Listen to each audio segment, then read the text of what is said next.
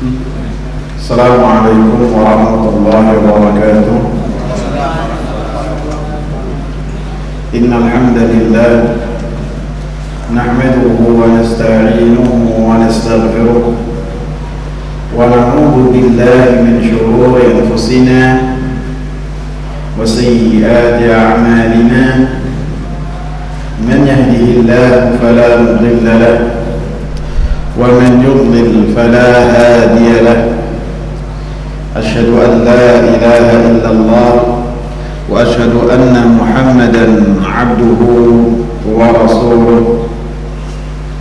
Ya ayyuhalladzina amanu taqullaha haqqa tuqatih wa la tamutunna illa wa antum muslimun.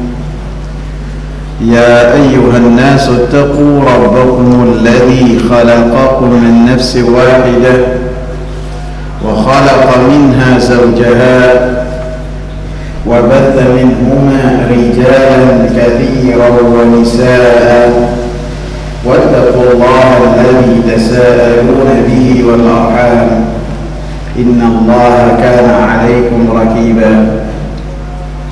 يا أيها الذين آمنوا اتقوا الله وقولوا قولا سديدا يصلح لكم أعمالكم ويغفر لكم ذنوبكم ومن يطع الله ورسوله فقد فاز فوزا عظيما. أما بعد فإن خير الحديث كتاب الله وخير الهدى هدى محمد صلى الله عليه وسلم وشر الأمور محدثاتها وكل محدثة بدعة وكل بدعة ضلالة وكل ضلالة في النار. Hadirin jamaah Masjid Nur ala Nur yang saya muliakan, kita lanjutkan pembahasan kita mengenai syarah ala kitab Tauhid dari kitab Al-Qawl fi karya Al-Imam Muhammad bin Shalih Al-Utsaimin rahimahullah. Kita sampai di bab bayan syai'in min anwa'is sihir, bab penjelasan yang berkaitan dengan jenis-jenis sihir. Ada sihir yang di dalamnya kesyirikan kepada Allah Subhanahu wa taala, seperti sihir yang sudah kita bahas, sihir iyafah, menentukan peruntungan atau peramalan nasib dengan buruk, ataupun at-tarq, meramal nasib dengan mencoret-coret tanah, wattiyarah, dan melakukan peruntungan dengan sesuatu yang dilihat atau yang didengar. Maka itu semua bagian dari sihir yang menamakan siapa? Rasulullah sallallahu alaihi wasallam.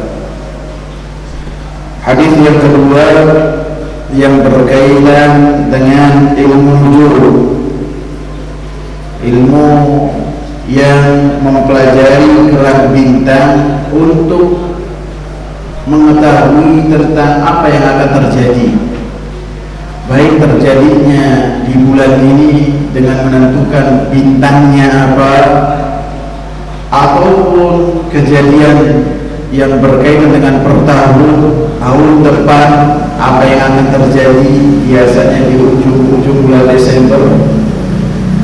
Maka sebagian orang disibukkan dengan ilmu bintang ini, peramalan nasib yang melihat dengan benda-benda langit atau bintang. Maka ini adalah kesyirikan, dan syiriknya adalah syirik besar. Karena Rasulullah mengatakan, man iktabasa syu'batan minan nujum, siapa yang belajar ataupun mendapatkan bagian dari ilmu nujum ini, ilmu astrologi, bukan yang berkaitan dengan perkiraan cuaca. Karena perkiraan cuaca itu ada dasar ilmunya berupa hembusan angin, berupa dilihat kumpulan-kumpulan awal, dan namanya perakiraan, yang artinya sebelum terjadi, bukan meyakininya secara pasti. Dan itu adalah fatwa dari Lajnah Daimah. Begitu juga Syekh Muhammad bin Shalih Al-Utsaimin rahimahullah menjawab demikian, bukan termasuk dari ilmu nujum. Maka ada yang berkaitan dengan ilmu nujum, siapa yang mempelajarinya dan mendapatkannya, faqad iktabasa syu'batan min as-sihr, maka dia telah mempelajari ilmu bagian dari sihir.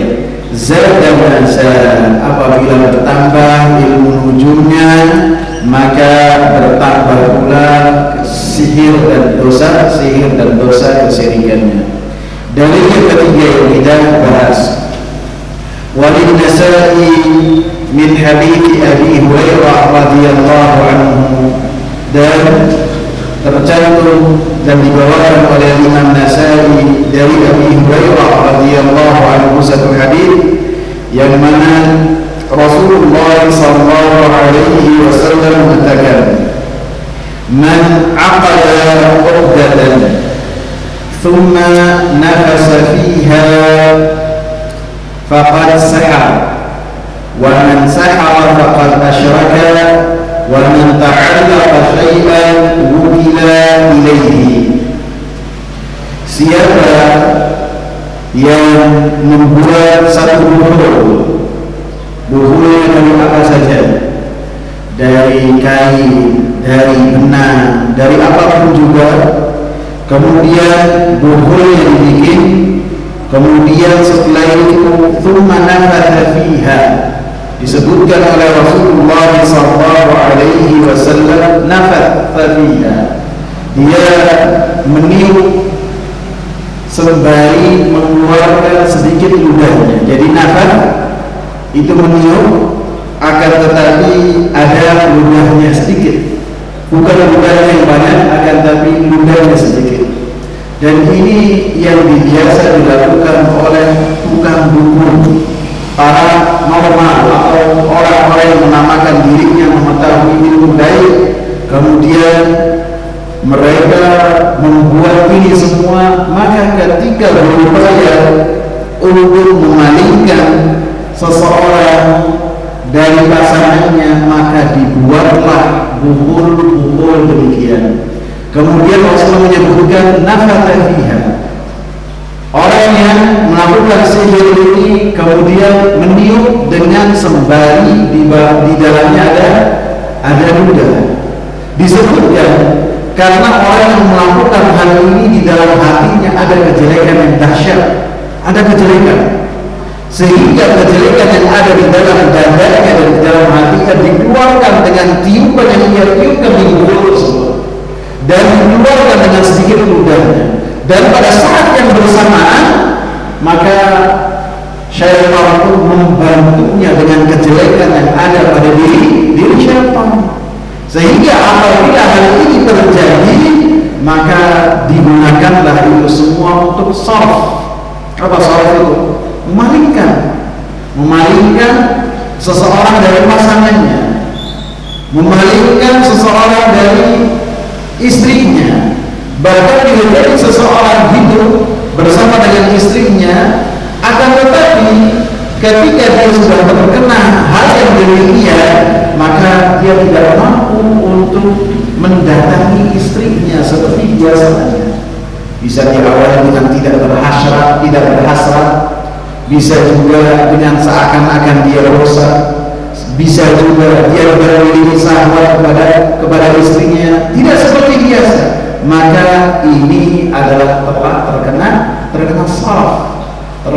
saraf yang dilakukan oleh seseorang kepadanya. Maka kata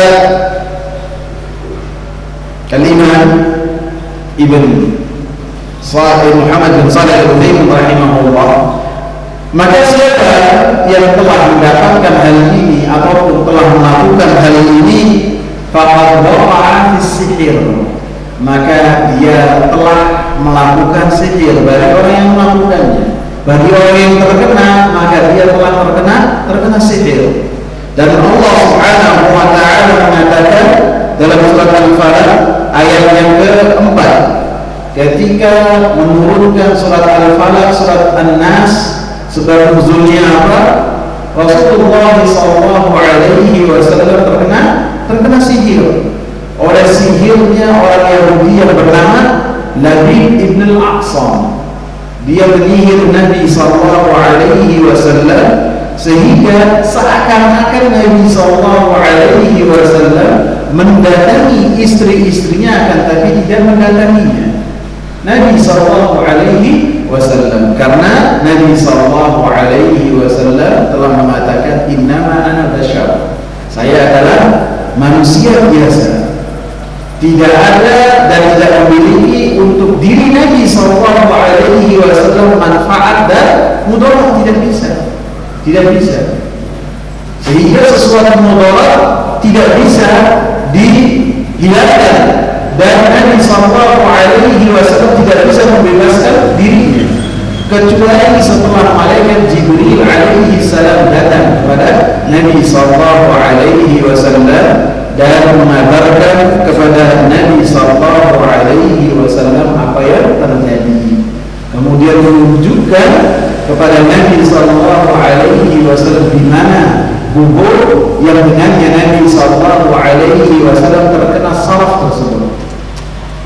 Kemudian bukulnya diambil oleh Ali radhiyallahu anhu dan kemudian bukulnya dibakar dan dimusnahkan. Setelah itu Allah Subhanahu wa taala turunkan kepada Nabi Muhammad sallallahu alaihi wasallam surat Al-Falaq dan surat An-Nas, sehingga ketika kita ingin membentengi diri kita dari hal-hal yang demikian, maka kita jangan tinggalkan zikir pagi dan petang. Zikir pagi dan petang yang di dalamnya kita bermunajat kepada Allah Subhanahu wa taala dan kita meminta perlindungan kepada Allah Subhanahu wa taala, di antaranya membaca surat An-Nas 3 kali, surat Al-Falaq 3 kali, dan surat Al-Ikhlas 3 kali. Dan tentu semua yang tidak akan terjadi kecuali atas izin Allah Subhanahu wa taala. Wa man sahara faqad asyrak, kata Rasulullah, siapa yang melakukan hubungan demikian dengan cara meniup-niup dalam upaya untuk mengalihkan seseorang dari pasangannya, maka dia telah melakukan sihir. Dan siapa yang berbuat sihir, maka dia telah melakukan kesyirikan kepada Allah Subhanahu wa taala. Karena orang yang melakukan demikian tidak mungkin mendapatkan bantuan dari syaitan sehingga hajatnya tercapai kecuali apabila pelakunya melakukan kesyirikan kepada Allah Subhanahu wa taala dengan taat kepada syaitan, dengan misalnya disuruh menyembelih ayam yang cirinya demikian, kemudian ditaati, maka sembelihnya itu adalah sembelih kepada selain Allah Subhanahu wa taala, dan ini adalah kesyirikan kepada Allah. Sudah melakukan sihirnya kesyirikan, kemudian ditambahkan dengan menyembelih untuk selain Allah Subhanahu wa taala, sehingga tercampur kepadanya beberapa kesyirikan. Wa man ta'allama syai'an, siapa yang bergantung kepada sesuatu, wukila ilaihi, maka ia akan diserahkan kepadanya. Siapa yang bergantung kepada sesuatu, maka ia akan diserahkan kepadanya. Apa hubungan dari man ta'allama syai'an, siapa yang bergantung dan menggantungkan dirinya pada sesuatu, wukila ilaihi, maka akan diserahkan kepadanya, dengan potongan pertama dari hadis yang tadi kita bahas. Hubungannya adalah seseorang bisa jadi ketika dia mengharapkan sesuatu, dia mengharapkan hajatnya tercapai, menginginkan sesuatu yang sesuai itu adalah jadi harapan dan angan-angan dia, kemudian datang kepada sesuatu yang diharapkan oleh Allah Subhanahu wa Ta'ala, maka kata Rasulullah SAW, harapan-harapannya akan diserahkan kepada apa yang dia gantungkan kepadanya, apa yang dia menyerahkan dirinya kepadanya. Ini makna yang pertama. Makna yang kedua, bisa jadi seseorang ketika terkena sihir dengan izin Allah, karena Allah mengatakan wa ma hum bidharrina min ahadin illa biidznillah. Tidaklah mereka itu tukang sihir memberikan mudarat kepada seseorang kecuali atas izin Allah Subhanahu wa Ta'ala. Semua terjadi atas izin Allah Subhanahu wa Ta'ala. Sehingga makna dari hadis ini, ketika seorang terkena sihir, baik saraf ataupun sejenisnya, dipalingkan atau tidak bisa melakukan apapun juga, ataupun dia terkena gangguan, baik itu yang sifatnya menyakitkan atau apapun juga, yang hal ini terjadi karena persekutuan seorang yang melakukan kesyirikan kepada Allah dengan syaitan, dengan melalui tiupan-tiupan tadi. Kemudian ketika ia mendapatkan itu semua, dia tidak datang kepada Allah Subhanahu wa Ta'ala, dia tidak datang kepada jalan yang telah dijelaskan oleh Rasulullah SAW. Dia tidak meminta kepada Allah Subhanahu wa Ta'ala, akan tetapi dia datangnya ke dukun lagi. Dia meminta kepada dukun untuk diobati. Dia meminta kepada dukun supaya gangguannya hilang.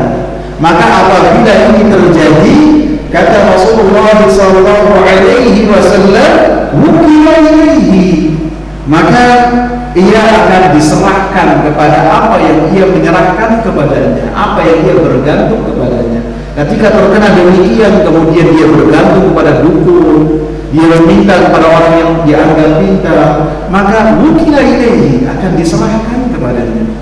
Sebaliknya, ketika seorang mendapatkan itu semua, kemudian dia berdoa kepada Allah Subhanahu wa Ta'ala, dia meruqyah dirinya, kemudian ada orang yang meruqyah dirinya pun dengan ruqyah yang syar'i, kemudian ia serahkan kepada Allah Subhanahu wa Ta'ala, maka orang-orang yang demikian adalah orang-orang yang bertawakal kepada Allah Subhanahu wa Ta'ala, dan Allah Subhanahu wa Ta'ala akan mencukupkan untuknya dari apapun yang mengganggu dirinya. Allah Subhanahu wa Ta'ala akan menyelamatkan dirinya dari apapun yang mengusik dirinya. Allah Subhanahu wa Ta'ala mengatakan, wa man yatawakkal 'ala Allahi fa huwa hasbuh.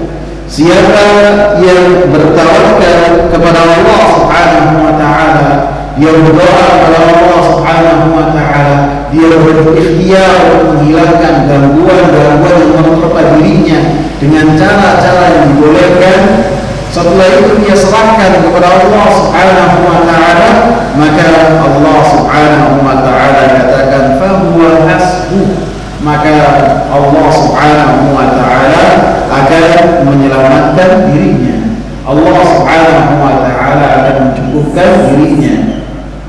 Sehingga seseorang yang kembali kepada Allah Subhanahu wa Ta'ala dan bertawakal kepada Allah Subhanahu wa Ta'ala, maka akan Allah Subhanahu wa Ta'ala serahkan kepada, sehingga Allah Subhanahu wa Ta'ala akan menyelamatkannya. Allah Subhanahu wa Ta'ala akan membebaskannya. Sebaliknya, ketika seseorang datang ke dukun, datang ke kubur, ataupun datang ke sesuatu yang dianggap ramah, keris, sungai, sumur, dalam rangka untuk menyelesaikan permasalahannya, tidak kembali kepada Allah Subhanahu wa Ta'ala, wukila ilaihi, maka Allah Subhanahu wa Ta'ala akan menyerahkan perkaranya kepada hal tersebut. Dan biasanya Allah Subhanahu wa Ta'ala uji keimanannya. Allah Subhanahu wa Ta'ala berikan fitnah kepada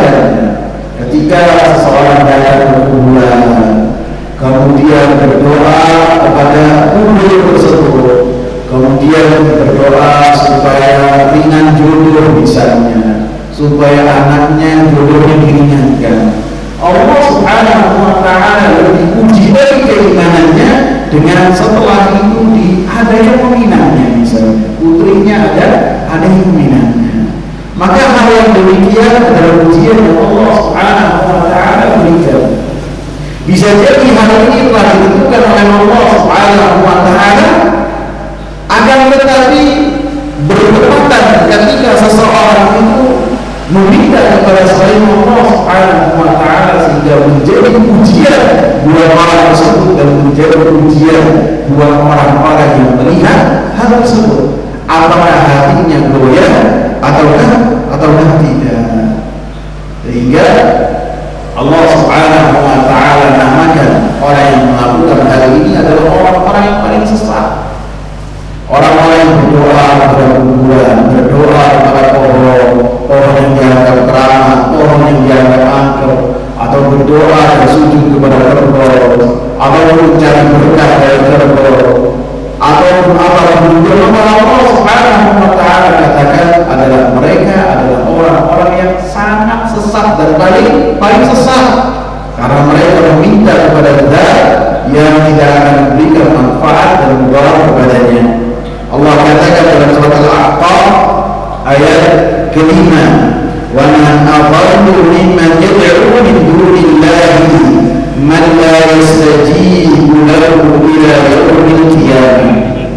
Dan siapa yang paling sesat dari orang-orang yang berdoa kepada selain Allah, beribadah kepada selain Allah Subhanahu wa ta'ala, dan yang diibadahi tidak akan memberikan ijazah kepada sampai kapan? Sampai hari kiamat. Kemudian hadis ini juga wa man ta'allaqa syai'an nu'ila ilaihi, siapa yang menggantungkan dirinya kepada sesuatu maka ia akan diserahkan kepadanya. Berkaitan juga ketika seseorang sangat membanggakan dirinya, membanggakan apa yang dia miliki, baik itu apa yang ada pada dirinya atau berupa ketaatan kepada Allah Subhanahu wa ta'ala, maka orang yang demikian telah menggantungkan dirinya dengan cara membanggakan dirinya, sehingga akan Allah Subhanahu wa ta'ala serahkan kepada dirinya sendiri. Padahal manusia termasuk diri kita adalah sesuatu yang lemah, dan orang yang paling mengetahui dengan kejelekan kita adalah diri kita sendiri. Sehingga ketika kita mengetahui apa yang ada pada diri kita, sehingga seharusnya menjadikan kita lebih merendahkan diri di hadapan Allah Subhanahu wa ta'ala, dan lebih menjadikan kita bersahaja di hadapan makhluk Allah Subhanahu wa ta'ala, tidak membanggakan diri. Dan dikatakan oleh Imam Muhammad bin Shalih Al-Utsaimin rahimahullah, begitu juga kita katakan yang berkaitan dengan hadis ini, yang berkaitan dengan kehidupan sehari-hari seseorang. Hendaknya seseorang ketika hidup sehari-hari, hendaknya dia menyerahkan dirinya kepada Allah Subhanahu wa ta'ala. Jangan kita hinakan diri kita dengan kita menggantungkan diri kita kepada orang lain. Sehingga Rasulullah SAW katakan, al-yadul ulya khairun min al-yadis sufla. Orang yang tangannya di atas lebih baik daripada orang yang tangannya di bawah, yakni yang menghinakan dirinya di hadapan manusia dengan meminta-minta apa yang ada, apa yang mereka miliki. Akan tapi kita menghinakan diri kita hanyalah kepada Allah Subhanahu wa ta'ala yang maha kaya, yang maha mampu. Semua hajat dan kita harapkan dan kita hendaki, maka kita berdoa kepada Allah Subhanahu wa ta'ala, kita meminta kepada Allah Subhanahu wa ta'ala. Allah Subhanahu wa ta'ala maha kaya, dan Allah Subhanahu wa ta'ala adalah sebenar-benar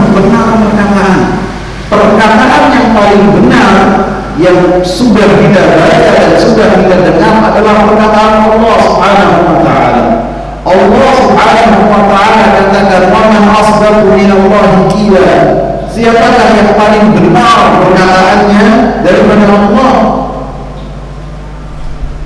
Allah Subhanahu wa ta'ala katakan dalam surat Al-Baqarah, "Ud'uuni astajib lakum."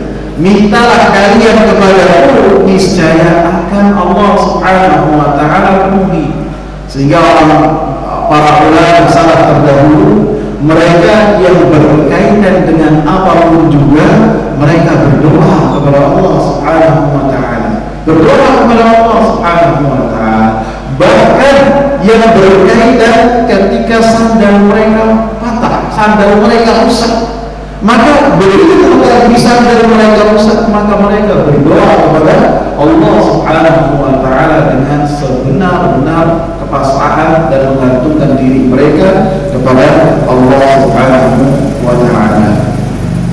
Kemudian hadis yang keempat dari Abdullah bin Mas'ud radhiyallahu anhu, bahwasanya Rasulullah sallallahu alaihi wasallam bersabda, "Ala hal unabbi'ukum al-'adham?" Apakah kalian mau saya kabarkan kepada kalian apa itu Allah? Dan ini termasuk yang biasa Rasulullah sallallahu alaihi wasallam bawakan ketika akan memberikan pengajaran. Rasulullah bertanya terlebih dahulu supaya para sahabat penasaran dan bertanya-tanya. Sehingga dalam riwayat lain para sahabat mengatakan, Allah wa rasuluhu a'lam. Allah dan Rasulnya lah yang mengetahuinya. Allah artinya disebutkan bahwasanya Allah artinya sesuatu yang memutus, sesuatu yang memisahkan di antara dua orang yang bersahabat, memisahkan di antara dua orang yang berkawan, atau bisa juga memisahkan antara orang tua dengan anak, atau antara kakak dengan adik. Maka dipisahkan. Ini adalah Allah. Bahkan sihir dalam orang-orang Arab jahiliyah disebut juga dengan Allah. Disebutkan oleh Abdullah bin Mas'ud radhiyallahu anhu, dan beliau juga perawi hadis ini dan dikeluarkan oleh Imam Tahawi dalam kitab Mushkil Hadis. Abdullah bin Mas'ud mengatakan, "Kunna fil jahiliyah nusammi as-sihra abha." Kita dulu pada zaman jahiliyah menamakan sihir itu adalah Allah. Artinya dalam hadis ini Rasulullah SAW mengabarkan kepada para sahabat, "Wahai para sahabat, apakah kalian mengetahui apa itu memutus? Wahai para sahabat, apakah kalian mengetahui apa itu yang memisahkan?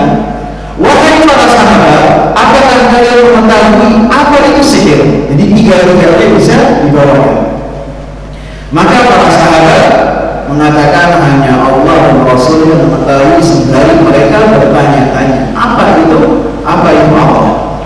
Maka Rasulullah SAW mengatakan, an-namimah, yang namanya Allah, yang namanya sihir, yang namanya pemisah, yang namanya pemutus adalah an-namimah. Namimah artinya adalah, mungkin bahasa bebasnya, mengadu domba. Artinya seseorang mendengar perkataan dari orang lain, bisa jadi perkataannya benar tentang orang lain, perkataannya benar. Si fulan mengatakan ini, dan orang yang ada di hadapan ini lagi bergibah. Dan gibah ini dosa yang tidak bisa dilakukan sendirian, tidak bisa. Ada orang gibah sendirian? Ada nggak? Harus ada yang berbeda, harus ada rekannya. Sehingga dua yang lagi bergibah. Tidak bisa seorang menyebutkan kejelekan orang lain, kemudian orang lain mendengar kemudian tidak dikatakan ghibah, tidak. Dua-duanya berghibah. Dua-duanya disebutkan suatu ketika ini yang berkaitan dengan Abu Bakar dan Umar. Abu Bakar dan Umar radhiyallahu anhu ketika melakukan perjalanan bersama dengan Rasulullah SAW, keduanya atau salah satu di antaranya memanggil budaknya supaya budaknya ini ikut bersama dengannya. Maka ketika dalam perjalanan dan Rasulullah SAW ada juga dalam perjalanan tersebut, si budak ini, dan tentu budak ini adalah yang dimiliki. Salah satu di antaranya, kalau tidak Abu Bakar maka Umar, mengatakan ini budak ini ikut bersama kita cuma tidur saja, nggak ngapa-ngapain. Maka keduanya kemudian bertemu dengan Rasulullah SAW mengajak makan. Maka kata Rasulullah SAW, kalian berdua telah makan. Allahu Akbar. Maka Abu Bakar dan Umar radhiyallahu anhu, dua manusia terbaik dari manusia setelah para nabi, mengatakan, ya Rasulullah, kami belum makan. Kata Rasulullah, saya melihat di sela-sela gigi kamu itu daging, saudara.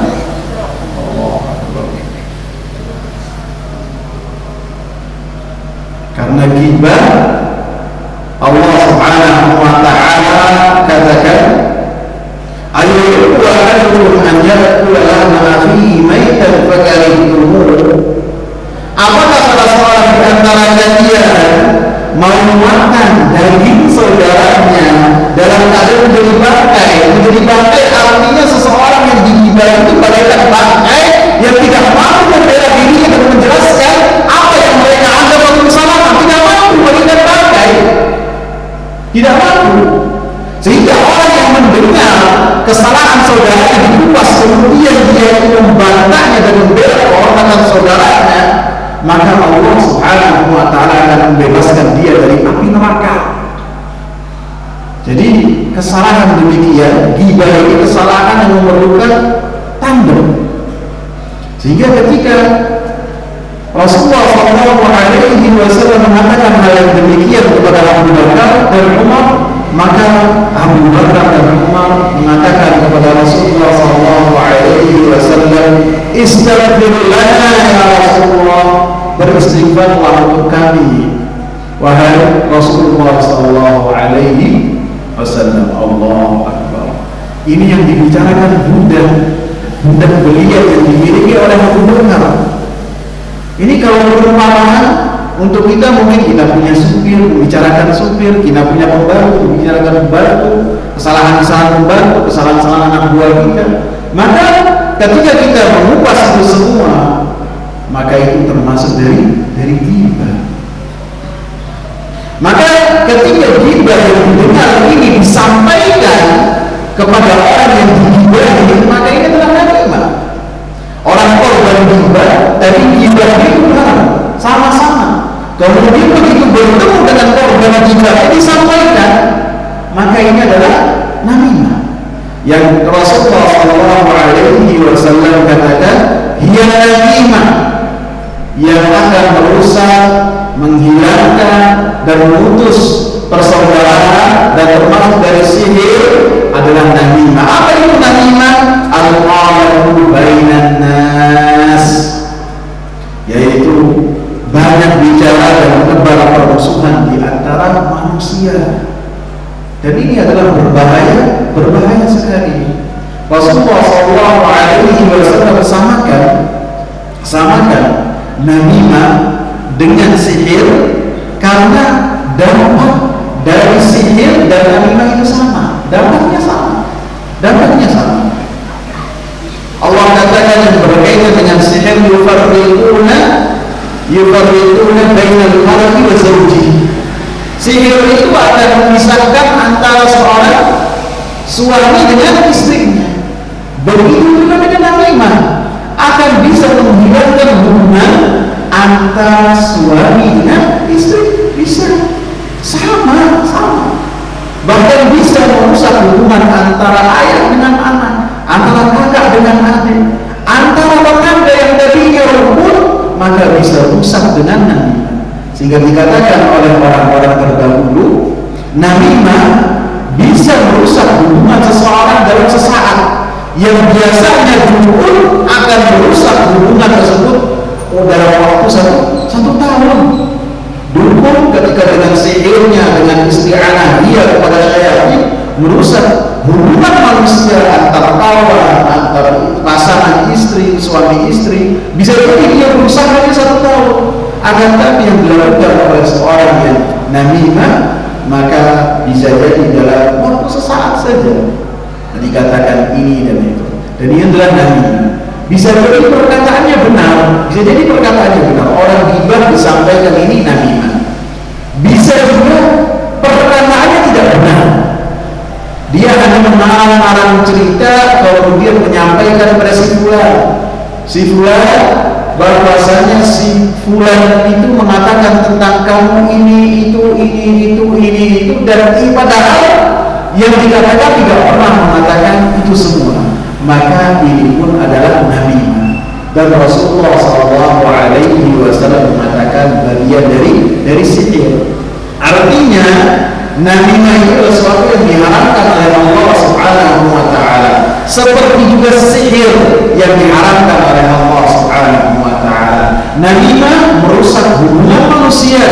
Begitu juga dengan sihir merusak hubungan manusia. Bedanya kalau sihir yang di dalamnya ada bantuan syaitan dan persekutuan syaitan dan taat dan beribadah kepada syaitan, itu adalah kesyirikan kepada Allah dan dosa yang paling besar dan mengharamkan pelakunya dari surganya Allah Subhanahu wa taala. Adapun namimah adalah dosa besar, tidak sampai kepada kesyirikan kepada Allah Subhanahu wa taala. Akan tetapi Rasulullah SAW mengancam pelakunya, mengancamkan, karena apabila dalam masyarakat ada orang-orang yang demikian, maka akan sangat rentan sekali hubungan masyarakat di dalamnya. Hubungan sosial di dalam masyarakat tersebut akan hancur, akan binasa.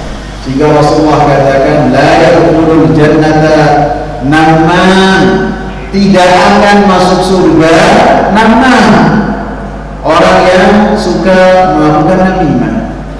Dan dalam hadis lain Rasulullah SAW menyebutkan bahwasanya termasuk dosa-dosa yang akan diazab pelakunya di dalam kubur adalah namimah, perbuatan namimah ini. Disebutkan oleh Abdullah bin Abbas bahwasanya Rasulullah SAW suatu ketika melewati dua kubur. Maka Rasulullah SAW mengatakan, innahuma la yu'adzaban, sesungguhnya keduanya yang ada di dalam kubur ini lagi disiksa. Kemudian Rasulullah katakan, amma ahaduhuma fakana la yastanzihu minal baul, salah seorang di antaranya adalah ketika buang air kecil tidak bersih-bersih, tidak cebok, tidak memperhatikan percikan air kencingnya itu kembali tidak ke tubuhnya. Dan Rasulullah katakan dalam hadis lain, ittaqullah fil baul, hati-hatilah kalian dan bertakwalah kepada Allah ketika kalian itu buang air kecil. Fa inna 'amata 'adab al-qabri fil baul, karena sebagian besar siksa kubur itu terjadi karena percikan air kecil. Jadi yang pertama itu tidak bersih dalam buang air, dalam bersih-bersih setelah buang air kencing. Buang air kencing. Yang kedua, yas'a bainan nasi bin namimah. Yang kedua, diazab oleh Allah Subhanahu wa taala karena dia melakukan namimah. Di antara manusia dia menyebar dengan perbuatan namimah sehingga dihukum dan diazab oleh Allah Subhanahu wa taala di dalam kuburnya. Kemudian yang baru kita perhatikan bahwasanya orang yang bergibah di hadapan kita, maka ingatlah, pastilah kita akan menjadi korbannya juga. Orang yang menyebutkan kesalahan orang lain kepada kita atau menyebutkan perkataan orang lain kepada kita yang berkaitan dengan kita, maka dia akan menyebutkan perkataan-perkataan kita yang jelek tentang orang lain, baik perkataan itu benar dari kita ataukah tidak. Dan ini dikatakan oleh Imam Muhammad bin Shalih Al-Utsaimin rahimahullah, wa'lam anna man namma ilaika namma fika aw minka. Ketahuilah bahwasanya orang yang berbuat namimah kepada engkau, membisikkan kepada engkau supaya engkau itu benci kepada orang lain, maka dia akan menebarkan kebencian manusia supaya mereka benci kepada engkau. Fahdzar, maka orang yang melakukan ini di hadapan engkau hendaklah berhati-hati, dan kalau bisa kita nasihati bahwasanya perbuatan ini tidak bagus, tidak baik, dan termasuk dosa besar yang akan menghantarkan seseorang ke dalam azab di dalam segi alam barzakh. Sehingga apabila kita perhatikan di dalam nas-nas dan syariat ini, maka Islam ini senantiasa memperhatikan hubungan antar manusia, dijaga ukhuwah Islamnya itu dengan penjagaan yang baik, sehingga yang berkaitan dengan hubungan kita dengan orang lain maka hendaklah kita jaga, dan Islam menjaga itu semua. Dalam hadis Rasulullah SAW katakan, la yabi' ba'dukum ala bani akhi. Jangan seseorang menjual di atas jualannya saudaranya. Orang lagi tawar-menawar, kemudian kita masuk. Ini 10.000, kita bilang kepada belinya sama saya saja 9.000, barang sama, merek sama. Maka seperti ini adalah sesuatu yang diharamkan, sehingga akan ada kebencian di antara dua pelakunya. Di dalam hadis lain Rasulullah SAW, la yakhruju ar-rajulu ala fitnati, jangan salah seorang mukmin di atas minangan saudaranya. Ketika ada seorang laki-laki masuk meminang seorang calon istri ataupun seorang perempuan, maka ketika kita mendengarnya jangan kita masuk. Ataupun seorang wali ketika lagi proses, baik itu nafkah, baik itu ta'aruf, ketika ada laki-laki lain yang mematok pintunya, maka diberi kabar, jangan masuk terlebih dahulu. Ada yang lagi masuk dan lagi prosesnya berjalan. Jangan sampai ini lagi prosesnya berjalan, kemudian ada orang lain yang masuk, baru mau memotong pintu saja menjadikan si perempuan tidak jadi memilih orang yang lagi dalam proses ini. Maka setelah itu apabila terjadi akan ada permusuhan di antara keduanya. Sehingga Islam menjaga itu semua, menjadikan kita senantiasa menyayangi saudara kita, sehingga keimanan yang sempurna ketika kita mencintai saudara kita dari kebaikan seperti kebaikan-kebaikan yang kita harapkan, dan itu adalah keimanan yang sempurna. Wallahu ta'ala a'lam. Insyaallah setelahnya kita akan membahas hadis Abdullah bin Umar. Ada pertanyaan kan? Ada pertanyaan Ustaz. Ya. Tadi yang mengenai Abu Bakar Siddiq dengan Umar, ini kan telah menggibahin budaknya. Ya. Terus mereka meminta supaya Rasulullah memaafkannya. Ya. Kalau keadaan sekarang seperti kita, Gimana Ustaz? Apakah kita minta maaf kepada si yang kita gibahi atau langsung kita minta maaf sama Allah? Istighfar. Jadi yang berkaitan dengan ghibah, bagaimana kita bertaubatnya, maka disebutkan oleh Imam Muhammad bin Shalih Al-Utsaimin rahimahullah dalam Syarah Riyadhus Shalihin, beliau mengatakan bertobat dari ghibah adalah yang pertama kita meninggalkan taubat tersebut, kita ikhlas karena Allah, kemudian kita menyesal, dan yang paling penting adalah kita meminta halal. Kita meminta halal.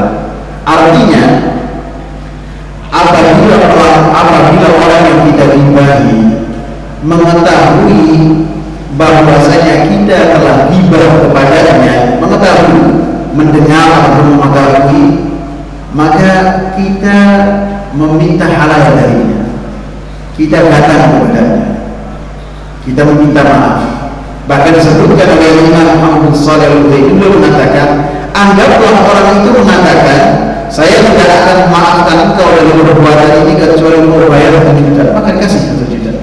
Yang penting dia memaafkan, karena dosa yang berkaitan dengan Bani Adam, apalagi yang berkaitan dengan kehormatan, tidak Allah Subhanahu wa ta'ala ampuni kecuali apabila dia memaafkan. Kemudian kata Imam Muhammad Shalih Al-Utsaimin rahimahullah, dan rincian yang kedua, apabila yang dighibahi itu tidak tahu bahwasanya dia telah menjadi korban ghibah kita. Caranya bagaimana kita bertobat? Apakah kita mendatanginya? Maka tidak dianjurkan kita mendatanginya dan menjelaskan. Maka apabila kita mengetahui bahwasanya apabila dia tahu bahwasanya kita telah ghibah kepadanya, menjadikan dia marah sejadi-jadinya, maka jangan kita datangi.